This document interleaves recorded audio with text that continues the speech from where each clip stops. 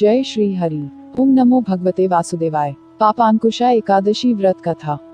धर्मराज युधिष्ठिर कहने लगे, हे जगदीश्वर, आश्विन माह के शुक्ल पक्ष की एकादशी का क्या नाम है तथा इस व्रत के करने से कौन से फल की प्राप्ति होती है? कृपया यह सब विधान पूर्वक कहिए। भगवान श्री कृष्ण ने कहा, हे कुंती नंदन, आश्विन माह के शुक्ल पक्ष की एकादशी का नाम पापांकुशा है।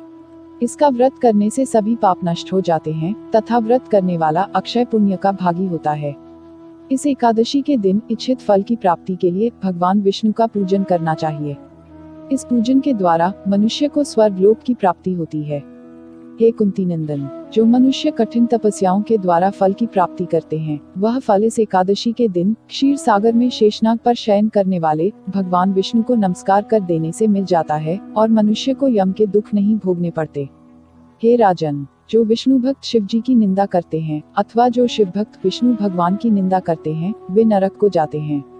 1000 अश्वमेध और 100 राजसूय यज्ञ का फल इस एकादशी के फल के 16वें भाग के बराबर भी नहीं होता, अर्थात इस एकादशी व्रत के समान संसार में अन्य कोई व्रत नहीं है।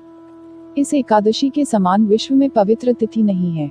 जो मनुष्य एकादशी व्रत नहीं करते हैं, वे सदा पापों से घिरे रहते हैं।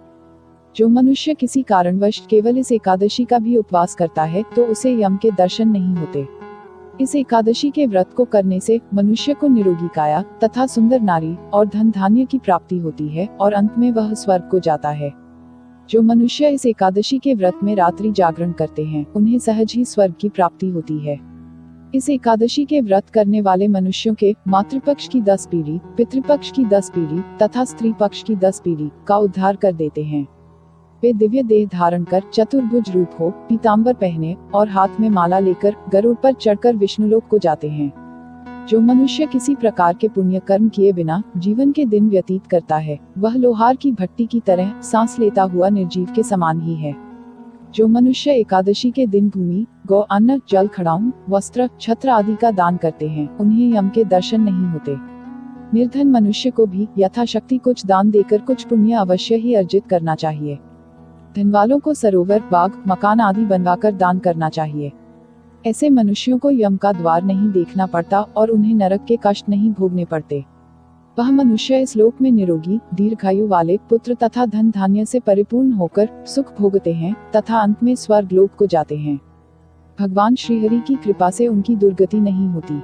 भगवान श्री कृष्ण ने कहा, हे राजन, जो आपने मुझसे पूछा वह सब मैंने आपको बतलाया। तथा सार, भगवान शिव और भगवान विष्णु में भेद देखने वाला या इनका अनादर करने वाला मनुष्य नरकगामी होता है। इन दोनों में कोई भेद नहीं है। मनुष्य को पापों से बचने का दृढ़ संकल्प करना चाहिए। भगवान विष्णु का ध्यान स्मरण सुखदायक और पापनाशक है। प्रभु का स्मरण कीर्तन सभी क्लेशों व पापों का शमन करता है। जय श्री हरि। ओम नमो भगवते वासुदेवाय।